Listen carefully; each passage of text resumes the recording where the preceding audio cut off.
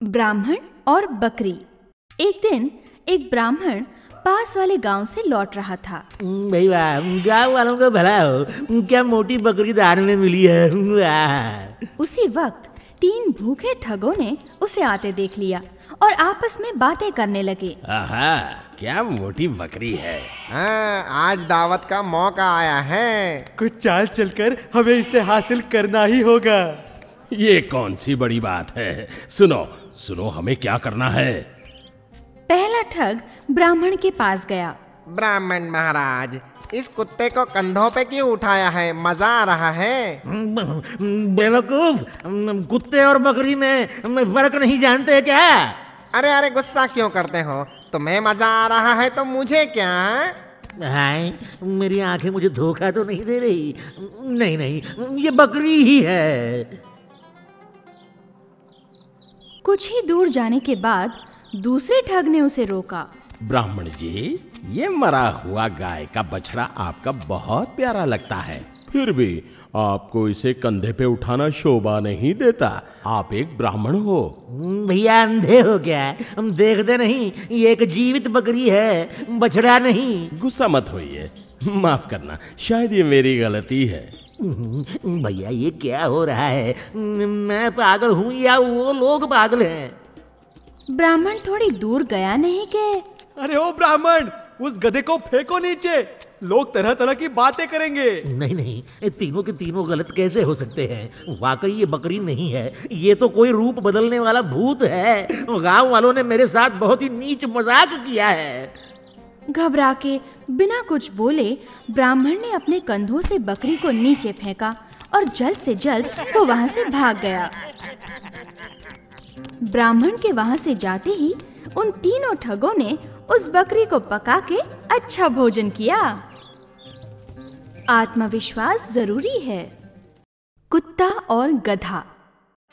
किसी जमाने में वाराणसी में एक धोबी रहता था। उसने एक गधा और एक कुत्ता पाल रखा था। चलो आज का दिन खत्म हुआ, बहुत काम करना पड़ा आज, अभी चैन की नींद सोया जाए। देखा, मालिक आज फिर मुझे खाना देना भूल गया। कुछ घंटों बाद आधी रात में, आहा, ये तो गहरी नींद सो रहा है। मेरा नसीब अच्छा है, चलो जल्दी से थैली भर लेते हैं। हे भगवान, ये तो चोर है और मेरा मालिक गहरी नींद सो रहा है। गधे ने तुरंत कुत्ते को सावधान किया। अपने घर में चोरी हो रही है और मालिक गहरी नींद में है, जल्दी करो, उसे जगाओ। मैं क्यों जगाऊं? उसे मेरी परवाह ही नहीं है। चोरी होगी तो उसे मेरी याद आएगी, फिर मेरी अच्छी देखभाल करेगा वो। नीच, नमक हराम, अपने मालिक के बारे में ऐसा सोचते हो? शर्म नहीं आती तुम्हें? तो क्या ठुकराने के लिए उसकी ईमानदारी करूं? मैं उसे नहीं जगाऊंगा। तो अब मुझे ही मालिक को जगाना होगा, नहीं तो चोर चोरी करके भाग जाएगा। ये मूर्ख गधा लगता है आसपास के सभी को जगा देगा।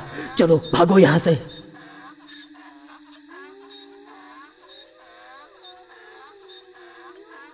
धोबी ने उठकर खिड़की से झांक कर देखा, मगर तब तक चोर तो भाग चुका था। इस मूर्ख गधे ने मेरी नींद हराम कर दी, बेवक्त चिल्लाता रहता है, इसे अभी मजा चखाता हूँ। धोबी ने एक लकड़ी उठाई और बुरी तरह गधे की पिटाई की। कुत्ते ने खेदपूर्वक अपना सर हिलाया। बेचारा गधा, चोर तो भाग गया। मालिक तो जानता ही नहीं कि तुमने किस लिए आवाज दी थी। क्या जरूरत थी मेरा काम करने की? देखा, दूसरों के काम में दखल देने का नतीजा। दूसरों के काम में दखल नहीं देनी चाहिए। मूर्ख ब्राह्मण। एक दिन गार्गया नाम का ब्राह्मण अपने गांव से जंगल की ओर भगवान शंकर को प्रसन्न करने के लिए तप करने निकला। उसकी भक्ति से प्रसन्न होकर भगवान शंकर स्वयं प्रकट हुए।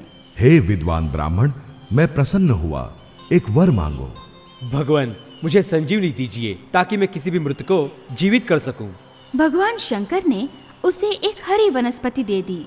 जब भी तुम्हें किसी मृत शरीर में जान डालनी हो, इस वनस्पति का रस तुम उस मृत शरीर पर लगा दो। वो मृत शरीर पुनः जीवित हो जाएगा। ये वनस्पति कभी भी नष्ट नहीं होगी। इतना कहकर भगवान शंकर अदृश्य हो गए। अपने गांव लौटते हुए वो ब्राह्मण बहुत खुश था। इस संजीवनी से मैं मेरे गांव से मौत का भय दूर कर दूंगा। कोई भी दुखी नहीं होगा। मेरा महत्व सबसे बढ़कर होगा। शायद मैं गांव का मुखिया भी बन जाऊं। अचानक उसके मन में संदेह आया। कहीं भगवान ने मेरे साथ मजाक तो नहीं किया? ये संजीवनी ही है या मामूली पत्ते, कैसे समझेगा? उसी वक्त उसकी नजर रास्ते में पड़े एक बाघ के मृत शरीर पर पड़ी। इस जानवर पर इसका प्रयोग करता हूँ। बिना कुछ सोचे समझे उसने संजीवनी के कुछ पत्ते अपने हाथों से मसलकर उसका रस उस मृत बाघ पर डाल दिया। बाघ जीवित हो गया। मुझे भूख लगी है। हाँ, ये संजीवनी ही है। ये जीवित हुआ। अचानक बाघ ने दहाड़ लगाई। अरे बाप रे, ये मैंने क्या किया? जान बचाओ, भागो। लेकिन बाघ ने उसे देख लिया। बाघ ने एक ही छलांग में उसे दबोच लिया और उस मूर्ख ब्राह्मण का अंत हुआ। बिना सोचे किया गया काम आत्मघाती हो सकता है। मूर्ख बगुला। एक समय की बात है, एक तालाब के किनारे एक नारियल का ऊंचा पेड़ था। उस पर एक बूढ़ा बगुला रहता था। तालाब कुछ ही दिनों में सूखने वाला था। उस तालाब में बहुत कम मछलियां बची थी, जो सिर्फ उस अकेले बगुले के लिए काफी थी। मगर उस तालाब और नारियल के पेड़ पे उसे बहुत गर्व था। काश दूसरे बगुले भी यहाँ आए और ये बात जान ले कि मैं कितना खुशकिस्मत हूँ। एक दिन उसने देखा कि एक बगुलों का बड़ा झुंड तालाब के ऊपर से गुजर रहा था। अरे अरे रुको, अरे यहाँ नीचे देखो, नीचे। वो बूढ़ा पक्षी हमें पुकार रहा है। चलो चल के देखते हैं, शायद मुसीबत में हो। आइए, मुझे खुशी हुई कि आप मेरी बात सुनकर यहाँ आए। आप लोग मेरे अतिथि बनकर यहाँ इस नारियल के पेड़ पर रहिए। इस तालाब की मछलियों का आस्वाद लीजिए। बुढ़ा अच्छा है पर मूर्ख है। हमें प्रभावित करना चाहता है। अगर हम ये निमंत्रण स्वीकार करें तो ये तो भूख से मर जाएगा। इसीलिए उस नेता ने अपनी झुंड की तरफ से उसके निमंत्रण का इनकार किया। हम आपके प्यार के आभारी हैं, पर हमें जाना चाहिए। हाँ, हमारा चतुर नेता ठीक कह रहा है। हम तो बहुत लोग हैं। देखिए, ये मछलियाँ तो सिर्फ आपके लिए ही काफी हैं। हमें कहीं और जाने दीजिए। आप लोग मेरा निमंत्रण नहीं स्वीकार करेंगे तो मैं अपने प्राण त्याग दूंगा।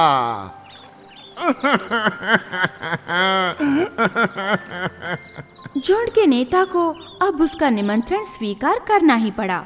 हाँ, ठीक है, हमें आपका निमंत्रण स्वीकार है। आइए, हम सभी पेड़ पर चलते हैं। सभी बगुले नारियल के पेड़ पर गए। बूढ़े बगुले ने बड़े गर्व के साथ कहा, आइए, आराम कीजिए। जब भूख लगे तो मेरे तालाब की मछलियाँ खाइए। यहाँ सबके लिए काफी मछलियाँ हैं। पूरे झुंड ने उसकी बात मानकर तालाब की मछलियों का मजा चखना शुरू किया। अरे सुनते हो, मैं तुमसे ज्यादा मछलियाँ खा सकता हूँ। अरे तुम क्या खाओगे? अरे मैं तो 6 मछलियाँ दबा चुका हूँ। तुम दोनों उससे भी ज्यादा खाकर दिखाओ तो जानूं। ऐसा करते करते तालाब की सारी मछलियाँ खत्म हो गई।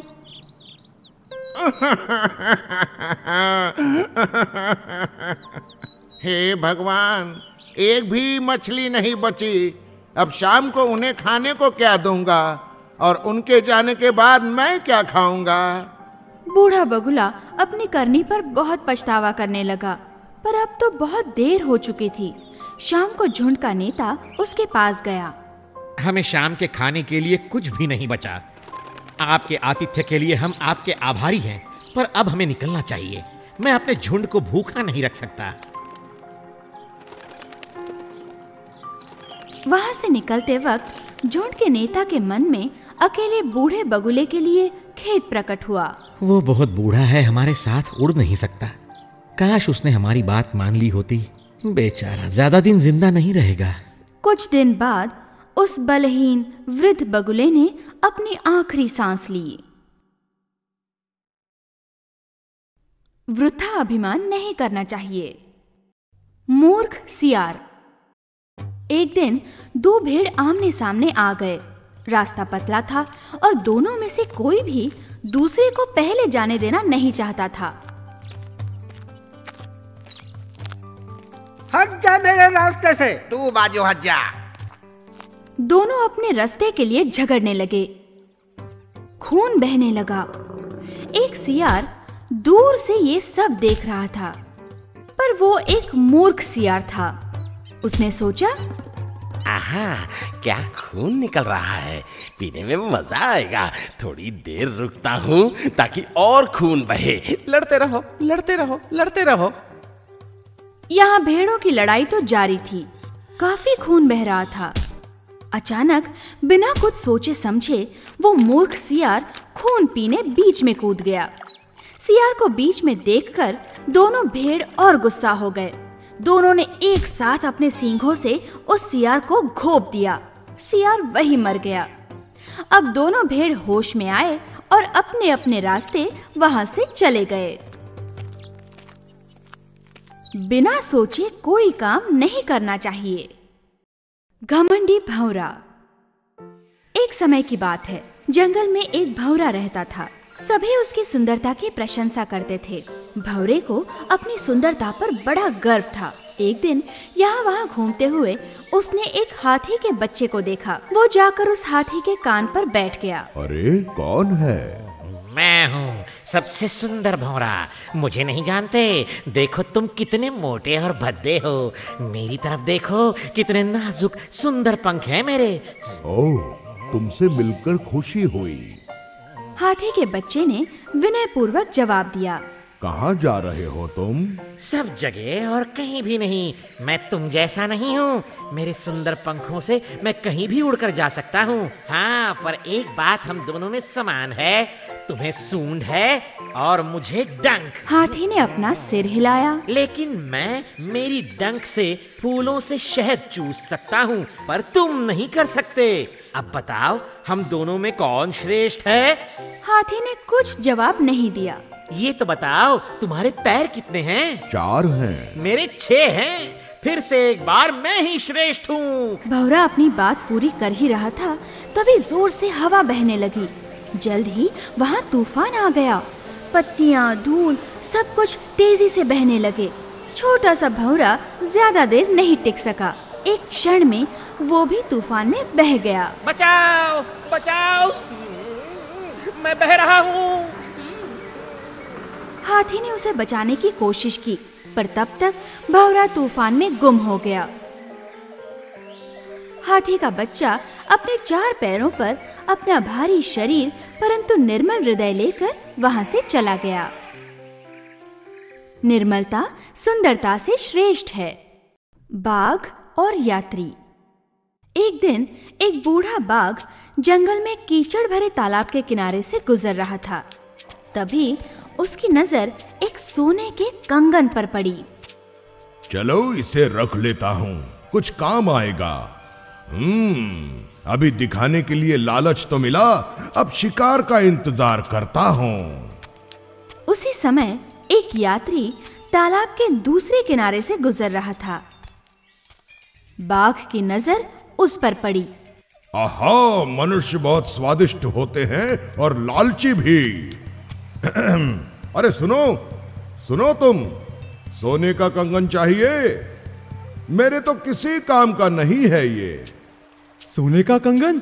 अरे वाह, बहुत सुंदर है, पर नहीं, इसके लिए अपनी जान कौन खतरे में डालेगा? पर कुछ देर सोचकर उसने कहा, कंगन मिलता तो अच्छा होता, पर तुम्हारे जैसे खतरनाक जानवर पर भरोसा कैसे करूं? तुम्हारा शक तो ठीक ही है। पहले मैं बहुत बुरा था, पर एक सन्यासी ने मेरा जीवन बदल दिया। इस तरफ आओ और ले लो इस सोने के कंगन को। अगर मैं पास आया तो मुझे सूंघते ही तुम सन्यासी की बात भूल जाओगे। अरे नहीं नहीं, वैसे भी मैं बूढ़ा हो चुका हूँ, मेरे नाखून तो घिस गए हैं। डरने की कोई जरूरत नहीं। आओ आओ, इस तरफ आओ और ले लो इसे। यात्री के लालच ने बाघ के डर को भुला दिया। लगता है ये सही में बदल गया है। चलो कंगन ले ही लेता हूँ। लेकिन जैसे ही वो पानी में उतरा, कुछ ही क्षण में अरे यहाँ तो कीचड़ है, मैं फंस गया। अरे बचाओ मुझे, कोई बचाओ, अरे बचाओ। बाघ आराम से यात्री के पास गया और उसे बाहर निकालकर उस पर टूट पड़ा। हे भगवान, कितना मूर्ख निकला मैं, लालच ने तो मेरी जान ही ले ली।